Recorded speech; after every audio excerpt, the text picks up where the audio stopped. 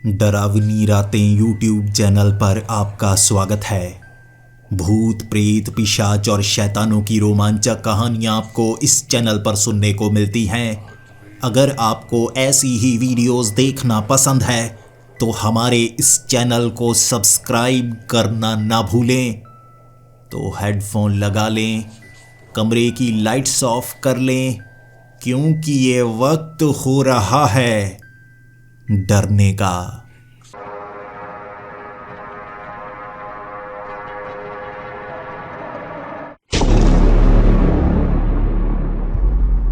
Hello दोस्तों, मेरा नाम अशोक है और मैं कहाँ का रहने वाला हूँ ये मायने नहीं रखता, और ये भी मायने नहीं रखता कि मैं क्या करता हूँ। मायने ये कहानी रखती है जिसके जरिए मैं आपको जानकारी देना चाहता हूँ। इस जानकारी पर आप भरोसा करेंगे या नहीं मुझे ये तक नहीं पता, लेकिन इसे एक झूठी कहानी मानकर एक बार सुनिए ज़रूर, दिमाग खोलकर, कि ऐसा भी हो सकता है। और इसमें जो जानकारी आपको मिलेगी उसकी तलाश करने की कोशिश कीजिएगा।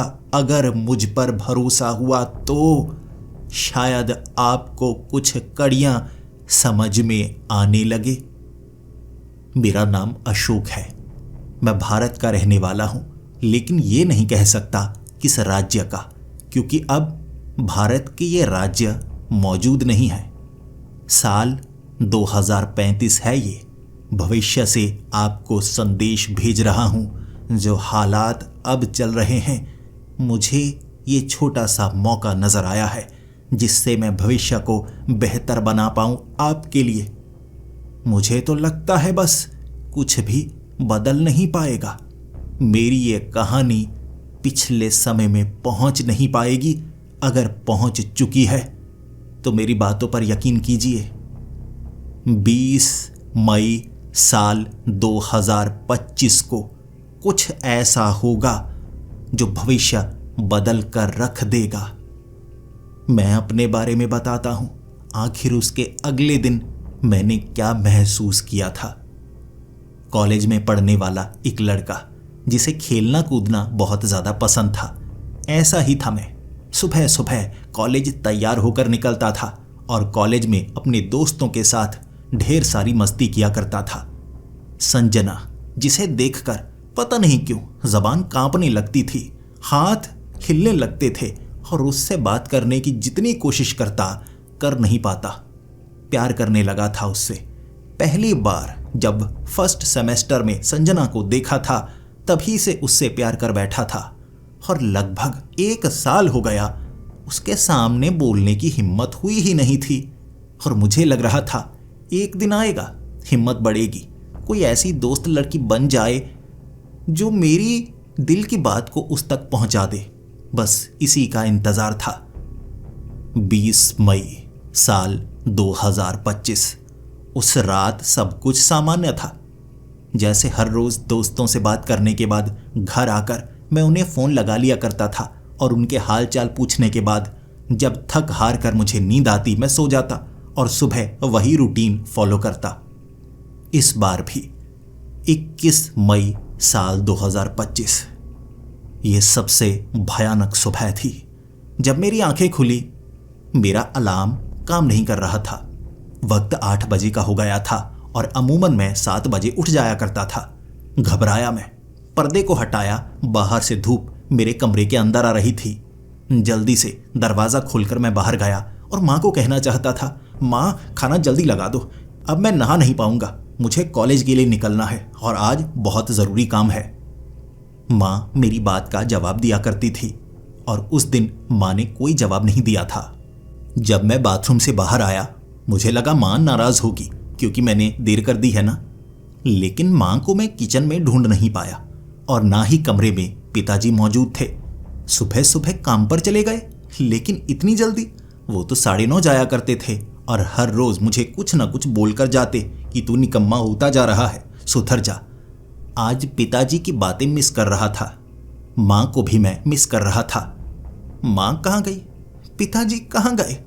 इंतज़ार किया कुछ समय, नाश्ता मिला ही नहीं तो मुझे लगा ज़रूरी काम होगा या ऐसा तो नहीं पड़ोसियों से झगड़ा हो गया? कोई बात नहीं, साइकिल लेकर जल्दी से कॉलेज की तरफ निकलता हूं। बाइक तो आज पापा देने वाले नहीं। जैसे ही मैं बाहर निकला, हैरान हो गया। सड़क पूरी तरह से सुनसान थी, खाली, जैसे कोई घर से बाहर निकला ही ना हो। साइकिल चलाता हुआ उस रास्ते से पहली बार ऐसे गुजर रहा जैसे किसी चीज की परवाह हो ही ना। सड़क सुनसान, कोई इंसान दूर दूर तक नजर नहीं आ रहा था। उसके बाद मुझे घबराहट होने लगी। मैंने फोन लगाया अपने दोस्तों को। आधे नंबर रिंग तो कर रहे थे, कोई उठा नहीं रहा था, और बाकी के नंबर लग नहीं पा रहे थे। किसी ने मेरा फोन नहीं उठाया। मैं अकेला लग रहा था यहां पर। कॉलेज पहुंचा तो कॉलेज का गेट खुला था, लेकिन अंदर कोई मौजूद नहीं। ना कोई सिक्योरिटी गार्ड, ना कोई टीचर, ना कोई स्टूडेंट। बिल्कुल शांति, सन्नाटा। ऐसा लग रहा था जैसे लॉकडाउन लग चुका हो। मुझे लगा सच में कोई बीमारी तो नहीं आ गई दोबारा। लॉकडाउन तो नहीं लग गया, हालात तो वैसे ही हैं, लेकिन पुलिस वाले भी नजर नहीं आ रहे। मैं अपने कॉलेज की उस क्लासरूम में गया और इंतजार करने लगा कि कोई ना कोई तो आएगा ना, लेकिन दूर दूर तक कोई आवाज सुनाई नहीं दे रही थी। हैरानी का सबब था कि जब मैं बाहर आया, कोई दिखा ही नहीं, लेकिन दूर एक लड़की भागती हुई नजर आ रही। ऐसा लग रहा था जैसे वो चौकन्नी हो चुकी हो या किसी चीज से बहुत ज्यादा डरी हुई हो। चीखों की आवाज तो मुझे पहले ही सुन गई थी, लेकिन उसके पास पहुंचकर मुझे ऐसा लगा जैसे उसका चेहरा उतरा हुआ है, और मेरी तरफ देखकर, जो मुझे जानती तक नहीं थी, मुझे गले से लगाया उसने, और फिर कहने लगी, भैया भैया ये क्या हो रहा है, सब कहां चले गए? मैं उस लड़की को नहीं जानता था, लेकिन उसकी परेशानी मैं समझ पा रहा था। उसे भी कोई नजर नहीं आ रहा, मुझे भी कोई नजर नहीं आ रहा, सब कहां चले गए? मैंने उस लड़की को कहा, मुझे नहीं पता, मेरे परिवार वाले भी नहीं मिल रहे, कॉलेज खाली पड़ा है। उस लड़की ने भी कहा, मैं स्कूल से आ रही हूं और कोई भी नहीं है स्कूल में, घर में कोई नहीं है, मोहल्ले में कोई नहीं है। उस लड़की का हाथ थामा मैंने, और उसके बाद सीधा शहर के उस हिस्से में जाने लगे जहां पर भीड़ सबसे ज्यादा थी। अब मौजूद नहीं, बाजार खाली का खाली था। तलाशते रहे, टटोलते रहे, बीच बीच में कुछ लोग मिलते, और जिनसे भी हम मिलते हर किसी का कहना होता, कहां गए सब, कहां गए सब। ये शब्द सुनते सुनते कान पक गए। दोपहर तक हालत ऐसी हो गई थी कि मन को लगने लगा था कुछ बहुत बड़ा हो गया है। इतने सारे लोग कहां गायब हो गए? और जब मैं वापस अपने घर आया, उस लड़की को उसके घर छोड़कर कि तुम अपने कमरे से बाहर मत निकलना, मेरा फोन नंबर ले लो, मैं तुम्हें कॉल करूंगा। वो लड़की अपने घर में, मैं अपने घर में, ढूंढने लगा अलग अलग कमरों में। मैंने ध्यान से देखा, माँ बाप के कमरे में 2 साइन बने हुए थे, अजीब से सर्कल, जिसके बीच में लाल लाल सा निशान, जैसे कोई पेंट करके गया हो। और ये रात को हुआ। मुझे लगा इससे उनके जाने का कोई रिश्ता तो नहीं, लेकिन ऐसा भी नहीं हो सकता कि रात को बिना आवाज किए इतने सारे लोग शहर से बाहर निकाल लिए गए हों और पता तक नहीं लगा बाकी के लोगों को। जैसे 99% आबादी यहां से गायब हो चुकी हो, और बाकी जो बचे हैं वो ढूंढने की कोशिश कर रहे हैं। मैंने पुलिस को कॉल लगाने की कोशिश की, किसी ने फोन नहीं उठाया। टीवी लगाया, चैनल्स चल तो रहे थे, लेकिन रिपीट टेलीकास्ट ही आ रहा था, न्यूज़ चैनल्स बंद पड़े थे। हो क्या गया है कुछ भी पता नहीं चल पा रहा। लेकिन उस रात जब मैं घर से बाहर झांक रहा, रात के वक्त कुछ लोग नजर आए। 2 लोग खड़े थे काले कपड़ों में दूर। उन्हें देखने लगा, पहले लगा उनसे बात करनी चाहिए, लेकिन उनके कपड़े बेहद अजीब थे और उनके खड़े होने का तरीका भी बिल्कुल अलग। काफी दूर खड़े थे। मैं उनकी तरफ देखता गया, छिपते हुए, लेकिन वो आगे की तरफ तब बढ़ते जब मैं पलके झपकता। मैं पलके झपकता, वो 3 से 4 फुट आगे आ जाते। मैं फिर से पलके झपकता, 3-4 फुट आगे आ जाते। चलते हुए वो दोनों नजर नहीं आ रहे, लेकिन आगे ऐसे आ रहे जैसे साधारण इंसान ना हो, कोई अजीब सी ताकत हो जो उन्हें आगे ला रही है, बिल्कुल भूतिया फिल्मों की तरह कि भूत आपकी पलकें झपकने का इंतजार करते हैं कि आंखें सिर्फ मिली सेकंड के लिए बंद हों, इतने में वो आगे आ जाते हैं। ये वैसा कर रहे थे। घर के बेहद करीब आ गए और उसके बाद आंखें खुली की खुली मैं उन्हें घूर रहा और मैंने पर्दा लगा दिया। मैं अपने घर के अंदर था और अब बाहर झांकने की हिम्मत नहीं थी मुझ में, इसीलिए वहीं पर बैठा रहा और रात मैंने ऐसे ही गुजारी। बाहर से जानवरों की आवाज़ें आने लगी, पंछियों की आवाज़ें आने लगी और जानवरों की जो आवाज़ें थीं वो साधारण आवाज़ें नहीं, जैसे जानवर लड़ रहे हों, जैसे जानवरों को मारा जा रहा हो। और अगली सुबह जब मैं बाहर निकला, मरे हुए कई जानवर नजर आए और उन्हें फाड़ा गया था। साधारण तरीके से मारा नहीं गया था, जैसे तेज धार हथियार से उनके शरीर के छोटे छोटे हिस्से करके उन्हें फेंक दिया गया हो सड़कों पर। खून खराबा था, लेकिन इंसान कोई नजर नहीं आ रहा। ये तो सबसे अजीब बात थी। कहाँ गए सब? मेरे माँ बाप, दोस्त, जानने वाले, पहचानने वाले कहाँ चले गए? वो दिन भी मैं बाहर निकला था। भूख लगी थी, जो मिल रहा वो मैंने खाया। वो लड़की को भी बताया कि रात को मेरे साथ क्या हुआ और उस लड़की ने भी उन लोगों को देखा। उसने तो देखते ही खिड़कियां बंद कर दी थी, लेकिन वो लोग काले कपड़ों में उसे भी नजर आए और संख्या में वो 2 थे, जैसे जुड़े हुए हों और एक साथ सट कर खड़े हों। उस लड़की ने मुझे कहा कि हमें क्या करना चाहिए। मैंने उसे कहा, फ़ोन तो काम कर रहे हैं हमारे, लेकिन टीवी पर कुछ आ नहीं रहा। फिर जब मैं उससे बात कर रहा, उस लड़की ने कहा, न्यूज़ चैनल चल रहा है, जल्दी जल्दी चेक करो। एक खास न्यूज़ चैनल जब मैंने भी लगाया, उसमें जानकारी दी जा रही थी कि कुछ बड़ा हुआ है। बड़े बड़े शहर खाली हो चुके हैं, कोई मौजूद नहीं, कुछ लोग बचे हैं। गिनती की जा रही है कितने हैं, और माना जा रहा है 99% लोग नजर नहीं आ रहे हैं। और ये हाल सिर्फ भारत का नहीं है, हर देश में ऐसा हुआ है। धरती के 99% इंसान गायब हो चुके हैं। एक दिन में इतनी जानकारी जुटा पाए वो लोग जो बचे हुए हैं, सर्वाइवर्स। बचे हुए लोगों को सर्वाइवर्स कहा गया। और ये भी माना गया कि काले कपड़ों में जो लोग हैं वो कुछ अजीब हैं और सबको वो नजर आ रहे हैं। न्यूज़ चैनल में इतना ही बताया गया और सबको घरों के अंदर रहने के लिए कहा गया। कुछ बड़ा हुआ है जिसकी जानकारी जुटानी होगी। फिर क्या, मुझे लगा अब हम भी नहीं बचेंगे। जो 99% लोगों को मार सकता है, बाकियों को मारने में उसे क्या ही परेशानी होगी। वो लड़की कह रही कि आपके घर में भी वो गोला बना है जिसके बीच में लाल लाल पेंट सा हुआ है, चमकदार। मैंने कहा, हाँ, तुम्हारे घर में कितने बने हैं? उसने कहा 3। मैंने कहा, तुम्हारे परिवार के सदस्य कितने थे? उसने कहा 3। फिर मैं पड़ोस में गया जहां 3 लड़कियां अपने पिता के साथ रहा करती थी। उनके घरों के कमरों को मैं चेक कर रहा। मुझे 4 निशान मिले और मेरा दिमाग खनक गया। जितने लोग घर में गायब हुए उतने निशान बने हुए हैं। ऐसा हर जगह है, कुछ सड़कों पर है, कुछ दीवारों पर है। और मुझे लग रहा है जहां जहां से लोग गायब हुए हैं वहां पर ये गोला बना है और लाल लाल पेंट उसके बीच। छूने की हिम्मत नहीं थी, लेकिन फिर भी मैंने कुछ समय लगाकर देखा कि ये कोई निशान है या जादुई चीज। वो साधारण निशान ही था जिसे मैं छू सकता था। मैं उस लड़की के घर चला गया था। उस लड़की का नाम लक्ष्मी था और उसने अब बताया था, क्योंकि अनजानों पर वो भरोसा नहीं करती थी, लेकिन हालात ऐसे थे, अनजान ही बचे थे जिन पर भरोसा किया जा सकता है। अपने तो सब कहीं चले गए थे। हमारे पास खाने पीने की कोई कमी नहीं थी, क्योंकि हर जगह जो सामान जैसा था वैसा ही मौजूद था और हम कुछ भी चोरी नहीं कर रहे थे। हर दुकान खुली थी। रात की तरह दिन का माहौल था, लेकिन जैसे जैसे दिन बीतते गए धीरे धीरे कुछ चीज़ें समझ में आने लगी थीं। जो लोग गायब हुए हैं उनका तो कुछ नहीं पता, लेकिन जो बचे हुए हैं इकट्ठा होने की कोशिश कर रहे हैं और उन्हें शहर में इकट्ठा एक खास जगह बुलाने की बात चल रही थी। हमारे शहर में जब हम एक जगह लोग इकट्ठा हुए, 35 लोग थे।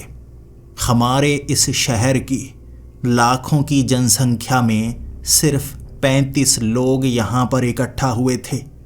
इतने कम लोग बचे, बाकी कहाँ गए? सब सवाल पूछ रहे, जवाब किसी के पास नहीं था। हर किसी के पास छोटी मोटी जानकारी जो इतने दिनों में उन्होंने जुटाई थी। वो लाल निशान हर उस घर में हैं जहां पर रात के वक्त सब सोए थे। जो गायब हुए घर में उतने निशान बने, ये मुझे पता था। रात को दिखने वाले काले कपड़ों में वो लोग, अगर आप उन्हें देखते रहेंगे, जब जब आप पल के झपकाएंगे वो करीब आएंगे। जब आपके बेहद करीब आ जाएंगे आपको गायब कर देंगे। एक आदमी ने अपनी पत्नी को अपनी आंखों के सामने गायब होते हुए देखा। उसने सामने देखते देखते इंतजार किया कि ये कौन है, जबकि वो आदमी ऐसा नहीं चाहता था। लेकिन जब उसकी आंखें खुली, वो औरत गायब ही नहीं थी। उसकी शरीर की धज्जियां उड़ी पड़ी थीं, जमीन पर उसके परखच्चे पड़े। गायब कर दिया उसने, लेकिन सबूत के साथ। बाकी जो गायब हुए उनके बारे में कुछ पता नहीं था और सबने सहमति जताई कि सब इकट्ठा रहेंगे। लेकिन कुछ लोग इकट्ठा रहना नहीं चाहते थे। वो चाहते थे यहाँ से दूर निकलना, बचना। आगे आगे क्या होने वाला है किसी को नहीं पता था। जानवर अब शहर के अंदर आ चुके थे, लेकिन हैरानी की बात, कोई भी जानवर इंसानों पर हमला नहीं कर रहा। ना वो खाना खाते ना बोलते। कोई भी जानवर बोल नहीं पा रहा। हर जानवर पंछी जैसे गूंगा हो गया हो। ये हालात शहर में घूमते हुए जानवर सबको नजर आ रहे, लेकिन उनकी आंखें नीचे होती। खाते हुए तो कुछ नजर नहीं आते, लेकिन धीरे धीरे हमने उसका पीछा करना शुरू किया। कुछ जानवर ऐसे जैसे एक बड़ा कुत्ता जो शहर से बाहर बचा खुचा खाना खुद खाता, लेकिन अगर हम उसे खाने को कुछ देते वो मुंह मोड़ लेता। उन जानवरों ने भी अपनी सुरक्षा के लिए कुछ ना कुछ तो किया होगा, और यहाँ जानवर भी बचे खुचे ही थे। सभी के सभी जानवर मौजूद नहीं थे। अब हमें ऐसा लग रहा कि कुछ ऐसा है जो हमें धीरे धीरे जानना होगा। हमें अपने घरों से बाहर निकलना होगा, घूमना होगा, शहरों के उन हिस्सों में जाना होगा जहां से सभी के सभी लोग गायब हुए हैं। कुछ तो पता लगेगा। शहर के बाहरी हिस्से में हम 4 लोग थे जब एक बाइक के सहारे गए थे। दिन के वक्त हमें एक ऐसी जगह मिली जहां पर पंछी उड़ नहीं पा रहे थे। पंछी जमीन पर गिरे हुए उड़ने की कोशिश कर रहे, लेकिन उनके पंख काम नहीं कर रहे। ऐसा लग रहा था यहां पर हवा मौजूद ना हो, जिस कारण वो उड़ नहीं पा रहे हैं। सांस लेने में कोई परेशानी तो हमें हो नहीं रही थी, लेकिन पंछी वहां से उड़ नहीं पा रहे। और उन पंछियों को पकड़कर जब हम उस खास जगह से बाहर लेकर गए, वो आसानी से उड़ पा रहे थे। आखिर उस जगह क्या हुआ हमें वो समझना था, लेकिन वहां पर हम रुक नहीं सकते थे। काले कपड़े पहने रात के वक्त वो लोग, हमें उनसे बचना था, और वो भी नियमों का पालन करते। जो उनकी तरफ घूरता वो सामने खड़े रहते और पलकें झपकने पर करीब आने लगते। ज़्यादा करीब आने से पहले पहले हमें उनकी तरफ घूरते घूरते पीछे हटना होता और किसी जगह से निकलना होता। उनसे नज़रें हटी हों तो दोबारा पीछे मुड़कर उनकी तरफ नहीं देखना है। ज़्यादा समय आंखें बंद रखोगे तो बहुत करीब आ जाते हैं, और फिर सबको पता है वो क्या करते हैं, पर खच्चे उड़ा देते हैं। इसीलिए अंधेरा होने से पहले पहले हम वापस आ जाते, और ये कारण था कि हम ज़्यादा दूर जा नहीं पा रहे थे। 35 लोग 25 में रह चुके थे। 10 लोग या तो यहाँ से जा चुके थे या ढूंढना चाहते थे कोई रास्ता वापस जाने का। वापस समय में पीछे, या उन लोगों के पास जो यहाँ पर मौजूद नहीं है। कई सवाल एक दूसरे से पूछते हुए 25 में से सिर्फ 10 लोग रह गए थे, और लक्ष्मी की सुरक्षा मैं कर रहा। 1 साल गुजर गया और जानकारी काफ़ी जुटा ली गई थी। जगह ऐसी बना ली गई थी बंकर की तरह जहाँ पर हम छिपा करते थे। दिन के वक्त हम निकला करते, और 1 साल में नियम बदल गए। रात में सिर्फ वो लोग ही नज़र नहीं आते, हमें उड़ते हुए बड़े बड़े परिंदे नज़र आते। और अगर सड़कों पर कोई घूम रहा हो, वो परिंदे झपट्टा मारते। वो परिंदे बहुत बड़े थे, आसमान में उड़ने वाले पिशाचों की तरह, जो उठाकर ले जाने की कोशिश करते। लेकिन 1 साल में हमने इस शहर के किसी भी इंसान को उनके हाथ आने नहीं दिया। और एक रात हमने जो बंदूकें यहाँ के एम्यूनेशन सेंटर में मौजूद थीं, उनसे उन पर वार किया और एक ऐसे ही पिशाच को मार गिराया। लेकिन हमें उसे एक जगह छिपाना था ताकि देख पाते क्या वो पिशाच है या क्या चीज है। रात के वक्त उसे देख पाए, लेकिन दिन के वक्त तक वो गायब था। वो राख बन चुका था। दिन को वो राख बन जाते हैं, लेकिन रात को पैदा किससे होते हैं, ये भी सवाल था। 1 साल पिछला ऐसे निकला है और मैंने और लक्ष्मी ने ये डिसीजन लिया है कि हमें इस शहर से बाहर निकलना होगा। रेडियो काम नहीं कर रहा, टीवी पर कुछ नहीं चलता, सर्वाइवर्स बचने की कोशिश कर रहे हैं। हालात हर बार बदतर से बदतर होते जा रहे हैं। जब हमें लगता है कि ये सारे नियम हैं, हमें इन नियमों का पालन करना है और बचकर रहना है, तब कोई नई चीज़ बाहर आ जाती है। जैसे वो काले कपड़ों वाले लोग, पहले सिर्फ वही थे, उसके बाद जानवर आए जो बोलते नहीं थे लेकिन हमला भी नहीं करते थे। जानवर भी समझने लगे थे बचने के तरीके। फिर उड़ने वाले पिशाच हमें नजर आने लगे और अब हमें दीवारों से आवाज़ें सुनाई देने लगी थीं।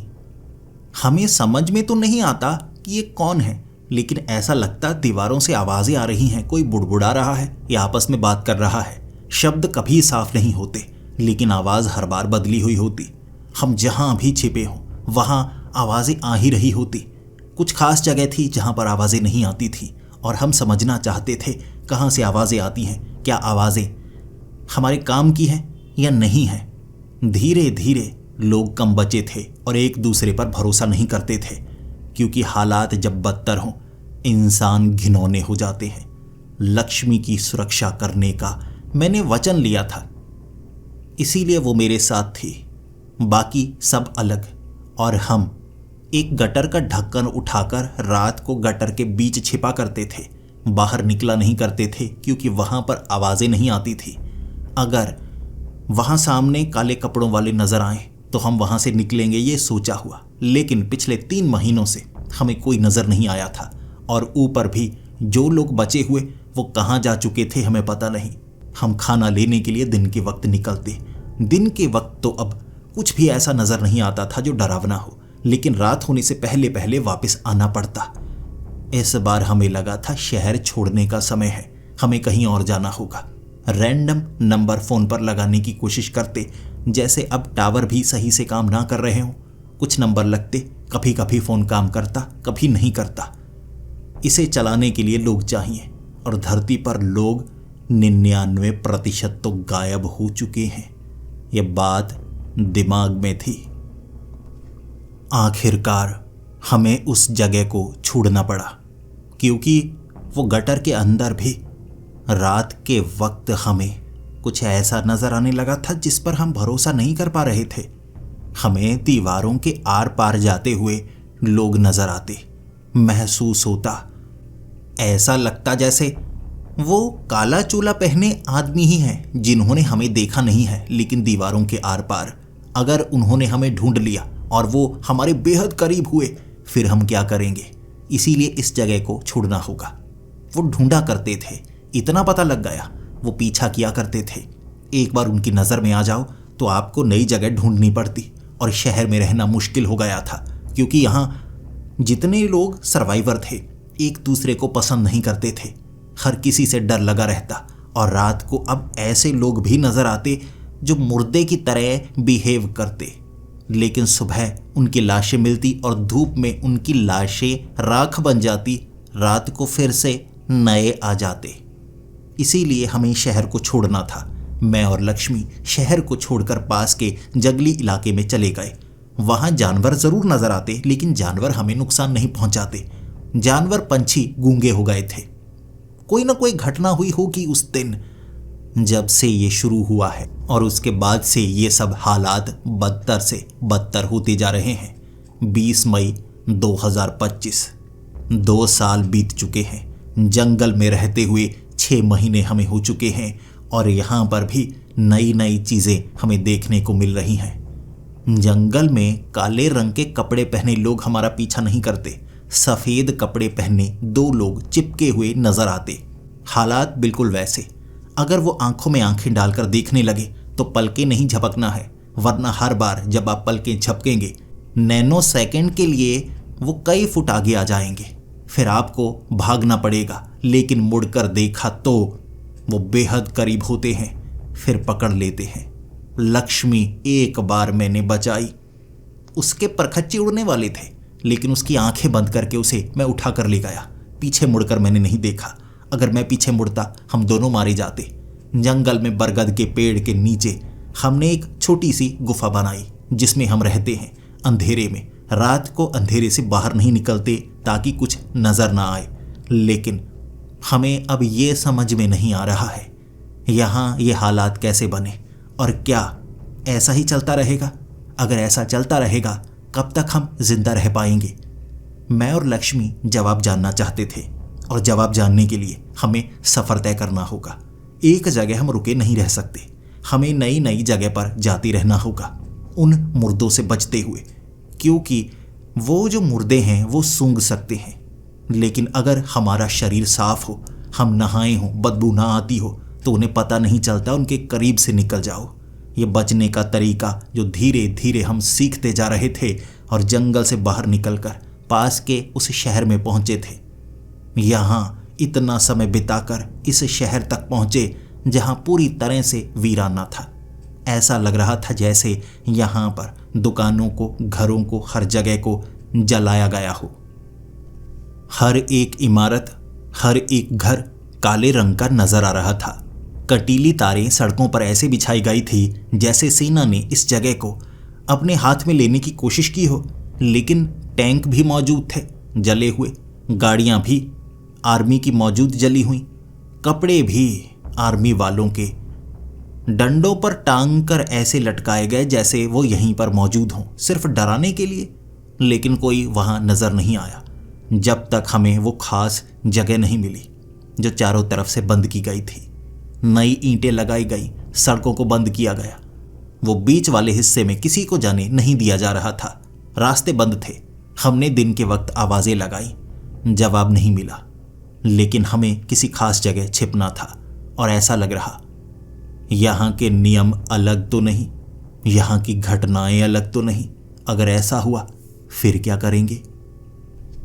वो रात हमने गटर में बिताई क्योंकि मुझे ये जगह सबसे सुरक्षित लगती थी।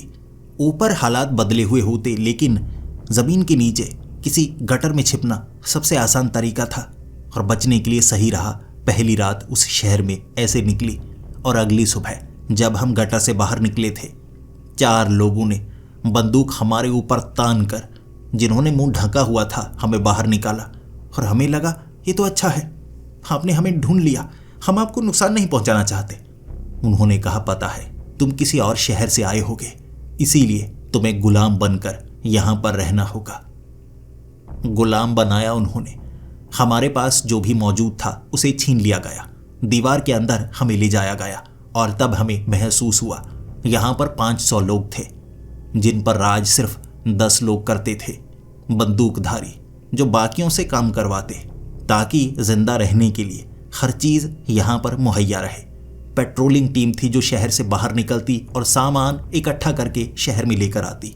वो जानते थे हालात इससे भी ज्यादा बिगड़ सकते हैं और रात के वक्त यहां पर कुछ ऐसा नजर आता है जो लोगों को मारने की कोशिश करता है।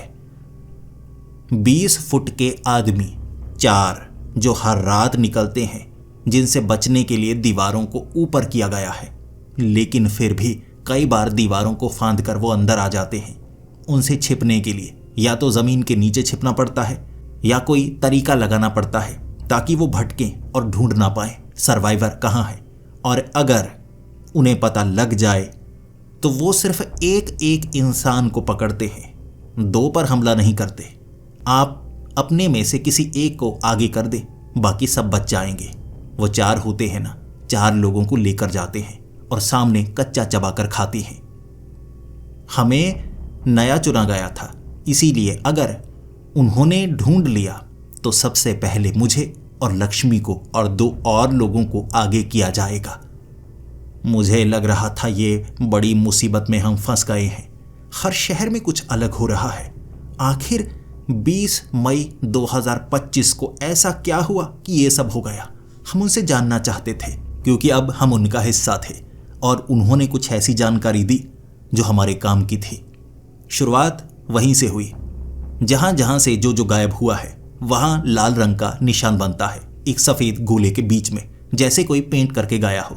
लेकिन किसी इंसान का यह काम नहीं हो सकता। हर जगह ऐसा हुआ है। उन्होंने कांटेक्ट किया, जितनी कोशिश की, आसपास के हर शहर में, दुनिया के हर शहर में यही सब हुआ है। लेकिन आखिर किसने किया होगा ये? कोई एक्सपेरिमेंट, एलियन इन्वेशन, ज़ॉम्बी अपोकलिप्स? क्या हो सकता है? जवाब हमारे पास नहीं था, लेकिन उन्होंने ये जरूर बताया, दीवारों से जो आवाजें आती हैं वो शैतानी आवाजें नहीं हैं। ऐसा लगता है जिस घर से जो आवाज आती है, जो पहले वहां पर रहता था, उसकी आवाज से मिलती जुलती होती है। ये बात सुनते ही मेरी आंखें खुल गई। हाँ, ऐसा तो नहीं जो गायब हुए हैं उन्हें कहीं कैद किया गया हो, वो कहीं कैदी हों उसी घर में और बाहर निकलने का रास्ता ढूंढ रहे हों, या उन्हें मार ही दिया गया हो, उनकी आत्मा को कैद किया गया हो। सवाल कई थे, लेकिन जवाब उनके पास भी नहीं थे। बस वो इतना जानते थे कि यहाँ वो 20-20 फुट के जो आदमी हैं, गोलियों का असर उन पर नहीं होता।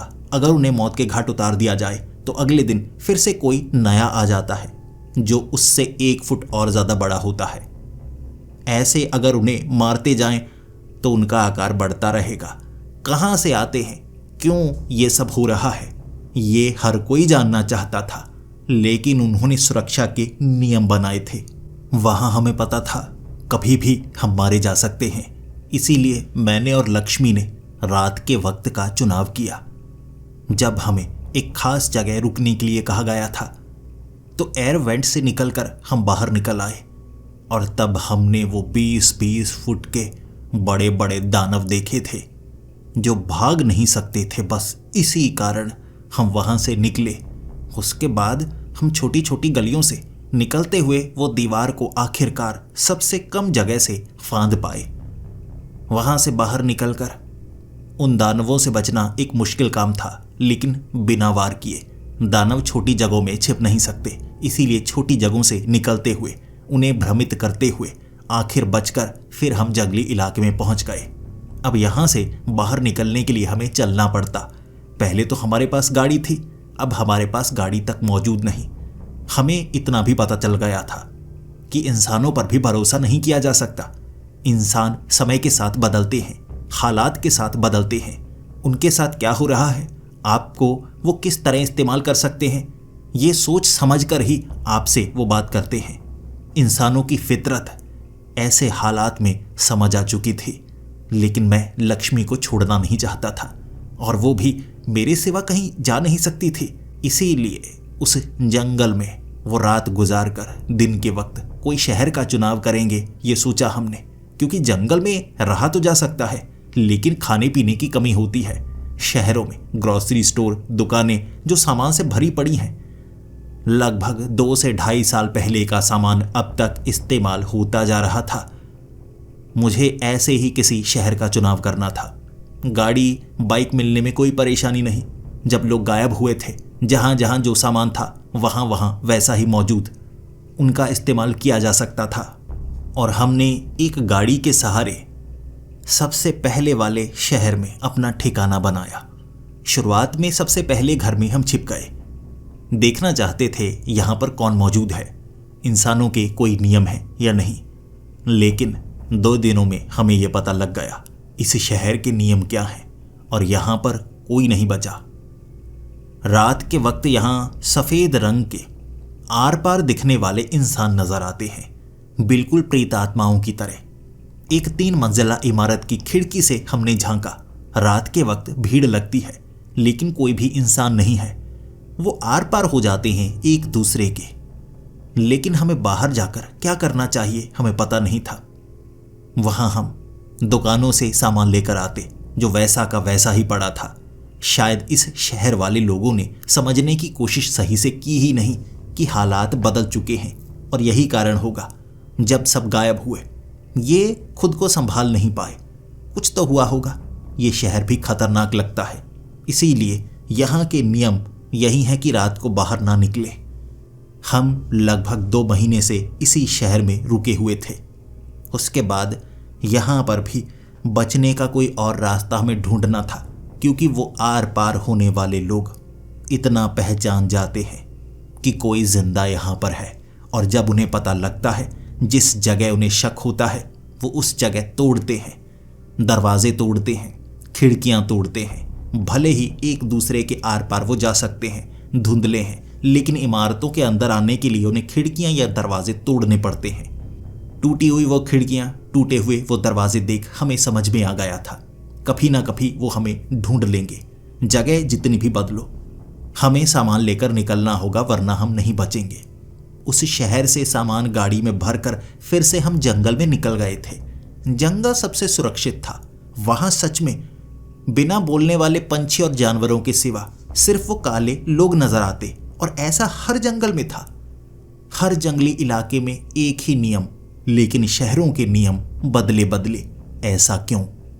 हम जंगल में थे, जिंदगी वैसी ही चल रही, लेकिन एक दिन हमें कुछ नया जानने को मिला था। शहर से बार बार समय समय पर हम जंगल में आ जाया करते, और जो सामान हमें मिलता उससे जंगल में गुजर बसर करते। लेकिन जंगल में हमें एक सर्वाइवर मिला, एक लड़की जो बहुत घबराई हुई थी। वो भागी भागी हमारे घर तक आई, जो हमने लकड़ी का बनाया हुआ, क्योंकि जंगल में किसी तरह की कोई परेशानी नहीं होती थी। दरवाज़ा उसने तोड़ ही डाला और मैंने राइफल उसके सर पर तानी। मुझे डर था, कहीं ये कोई अजीब सा जीव हुआ तो। लक्ष्मी ने उसकी डरी हुई आंखें देखी और वो लड़की कह रही, ये हो क्या रहा है? सब गायब कहाँ हो गए हैं? ऐसा लग रहा था जैसे उसके लिए सब कुछ नया हो। उसे हमने पानी पिलाया, उससे पूछा, और उसकी बातों ने हमें डराया। वो कह रही थी कि सब लोग रात को तो मौजूद थे, दिन के वक्त सब बदल कैसे गया, और हालात भी बिल्कुल बदले बदले से हैं। हमने उसे सब कुछ समझाया, लेकिन तारीख अलग थी। उसने कहा यह सब 20 मई 2025 को नहीं हुआ, बल्कि 8 अक्टूबर 2028 को हुआ है, 2 दिन पहले। लेकिन उसे हम समझाने की कोशिश करते रहे कि इतने समय से हम यहां पर हैं, और तब उसने कहा, कहीं तुम उनमें से तो नहीं? उनमें से मतलब? उसने कहा कि 20 मई साल 2025 को कुछ ऐसा हुआ जिस कारण कई जगह लोग लापता हुए, और माना जा रहा था कि कोई गुप्त संस्था है जिसने लोगों को अगवा किया है, और देश और दुनिया के अलग अलग हिस्सों से एक जैसी रिपोर्ट्स आई, लेकिन उसके बारे में कोई समझ नहीं पाया। उसकी बातें सुनकर हैरानी हो रही थी। यानी वो अभी यहां पर आई है, यानी हम यहां पर हैं, ना कि पूरी दुनिया गायब हुई है। बाकियों के लिए हम गायब हुए हैं। लेकिन ऐसा कैसे हो सकता है? वो लड़की 2 दिन वहां पर थी और उसकी बातों ने हमारे होश उड़ाकर रख दिए। उसे ये तो पता नहीं था ये सब कैसे हुआ, लेकिन इतना पता था कि 3 साल पहले लोग गायब हुए थे, और अब जब वो रात को घर में सोई, सुबह उठी तो सब कुछ बदला हुआ था। उसका कमरा भी जला हुआ, बदला हुआ। वो बाहर निकली, उसे कोई नजर नहीं आ रहा था, लेकिन वो भागी और रात के वक्त अजीब अजीब चीजें उसे दिखीं, जिसके बाद वो जंगल की तरफ भागने लगी। ऐसे वो हम तक पहुंची और हमने उसे एक्सप्लेन किया यहाँ क्या चल रहा है, लेकिन उसे हम पर भरोसा नहीं था। वो हमारे साथ रहना नहीं चाहती थी और मैंने उसे समझाया, लेकिन मैं जानता था उसे भरोसा नहीं होगा। वो हमारी तरह सब कुछ जानने की कोशिश करेगी और हमारे साथ वो रहना नहीं चाहती थी, इसीलिए मजबूरी में उसे हमने जाने दिया। मैं और लक्ष्मी एक नया सच जान चुके थे। 99% लोग गायब नहीं हुए हैं, 1% लोग गायब हुए हैं। और ये सब है क्या? अगर हम गायब हुए हैं और साधारण दुनिया में नहीं हैं, तो ये सब बिल्कुल वैसा का वैसा क्यों है? और क्या इससे बाहर निकला जा सकता है? अगर यहाँ आया जा सकता है तो वापस जाया भी तो जा सकता होगा। हमें कुछ ना कुछ तो ढूंढना होगा। और हमने लगभग 1 साल बाद रेडियो का इस्तेमाल किया, ना सिर्फ सिग्नल भेजने के लिए बल्कि रिसीव करने के लिए भी। और हमें खास सिग्नल मिल रहे थे। कुछ ऐसे लोग जिन्हें विद्वान कहा जा सकता है, जो शायद इसके ऊपर रिसर्च कर रहे थे और हर जगह ये सिग्नल ट्रांसमिट कर रहे थे कि जो सर्वाइवर है इस जगह इकट्ठा हो जाए। हम जानने की कोशिश कर रहे हैं आखिर वापस कैसे जाया जा सकता है। वापस जाने की वो बातें कर रहे। अब समझ में आ रहा था कहाँ वापस जाने की। इसीलिए हमें उस जगह पहुंचना था। सफ़र 300 किलोमीटर का इतनी आसानी से किया नहीं जा सकता था। 300 किलोमीटर पहुंचते पहुंचते अगर अंधेरा हो गया और हम किसी ऐसी जगह पर हुए जहां के नियम अलग हुए, फिर हम फंस सकते हैं।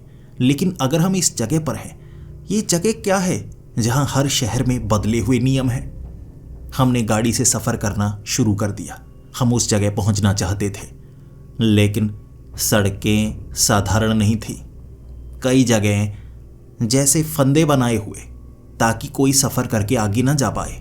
गाड़ी के सहारे 300 किलोमीटर का सफ़र हम एक दिन में कर सकते थे, टूटी सड़कों पर नहीं। इसीलिए उस गाड़ी को हमें छोड़ना पड़ा। सामान जो खाने पीने का हम बैग में उड़ेल सकते थे, उसे कंधे पर टांग कर चलने लगे। शाम के वक्त तक हमें समझ में आ गया था हमें कहीं ना कहीं छिपना होगा, और सड़कें इस तरह से तोड़ी गई थीं ताकि कोई सफ़र ना कर पाए। ये इंसानों का काम था या किसी और जीव का जो नहीं चाहते कि सफ़र हो? इस सवाल का जवाब हमें अगले दिन मिलता, लेकिन रात तो गुजारनी थी। इस जंगल में रात के वक्त ज़मीन नरम हो जाती, जिस पर पैर रखने पर दलदल की तरह हम नीचे धंसते। तो एक पेड़ पर चढ़ गए। पेड़ पर चढ़ने के बाद सब कुछ सामान्य लग रहा। कुछ भी ज़मीन पर फेंको, ज़मीन के अंदर चला जाता है, और बड़े बड़े चमगादड़ हवा में उड़ते हैं। ये चमगादड़ भी बड़े अजीब थे, आकार में बड़े पिशाचों की तरह, और पेड़ों पर वो बैठते। हम एक जगह बिना हिले पूरी रात निकाल चुके थे ताकि किसी को पता ना चले। अगर हम उन्हें जता देते कि हम इंसान हिल सकते हैं और यहाँ बैठे हैं, शायद वो हमें मार डालते। इसीलिए अगली सुबह फिर से सफ़र शुरू कर दिया। सड़कें टूटी हुई थी, लेकिन वहाँ हमें जानवर मिले, 2 घोड़े जिनकी सवारी करके हम आगे जा सकते थे। समय बिल्कुल बदल चुका था। हम मशीनों पर यकीन नहीं कर सकते थे। सड़कें टूटी थीं, लेकिन जानवर लंबे सफ़र तक आपके साथी बन सकते हैं। तो उस शहर तक पहुंचने का रास्ता हमें उन घोड़ों से तय करना पड़ा। हम उस शहर तक पहुंचे, लेकिन वो खास इमारत तक पहुंचना और ज़्यादा मुश्किल। शहर को पूरी तरह सील बंद किया गया था। शहर के अंदर घुसना असंभव था। जो सड़कें थी उस पर 20-20 फुट ऊंची दीवारें बना दी गई थीं। अगर टेलीकास्ट हो रहा है तो सर्वाइवर यहां तक पहुंचेंगे कैसे? अगर हम यहां हैं, दीवार तक अंदर जाएंगे कैसे?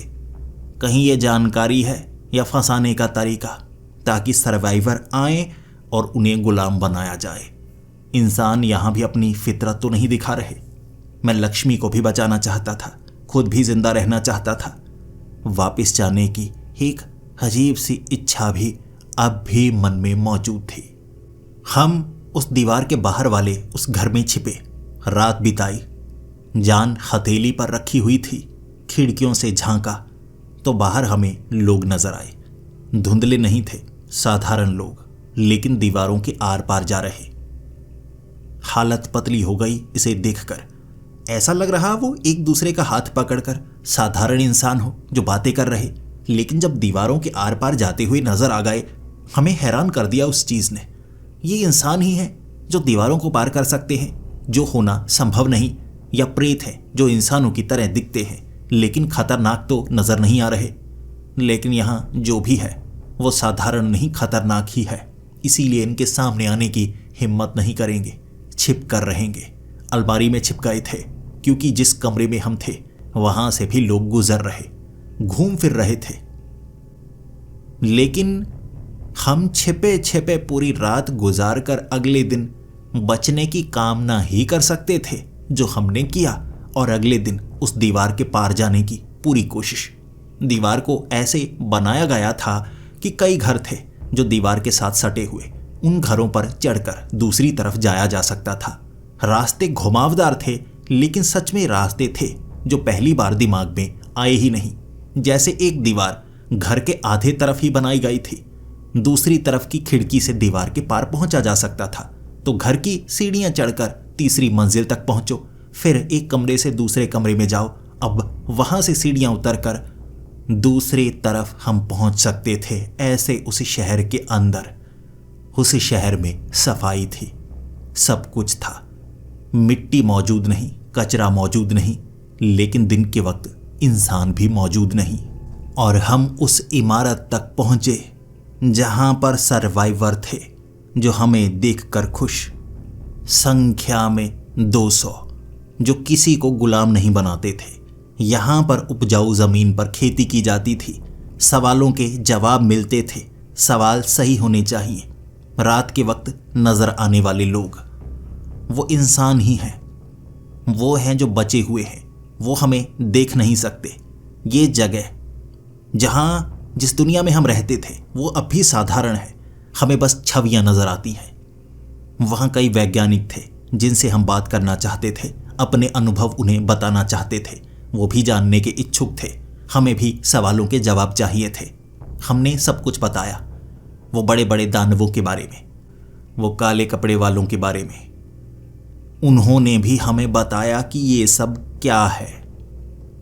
उन्होंने कहा किसी तरह टाइम शिफ्ट हुआ है, पैरेलल यूनिवर्स, जो बिल्कुल हमारे यूनिवर्स के समानांतर ही होगी।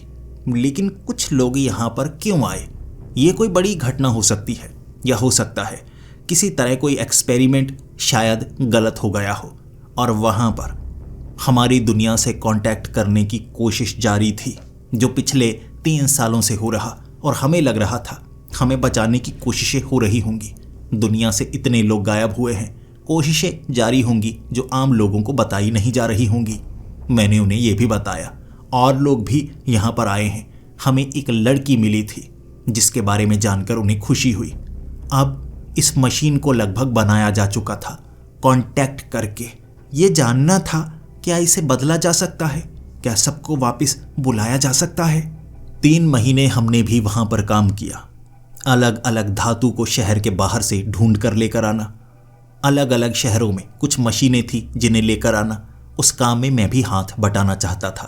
कई बार हमें हानि होती, हमारे कुछ लोग मारे जाते, लेकिन फिर भी लड़कर अलग शहरों से चीजें लेकर आते और उस मशीन को हमने पूरा किया, जो डायमेंशनल शिफ्ट से ट्रांसफर कर सकता था सिग्नल। तब हमने अपने लोगों से बात की जो वहां थे, जो साधारण दुनिया है, वो दुनिया जिसमें आप भी रहते हैं।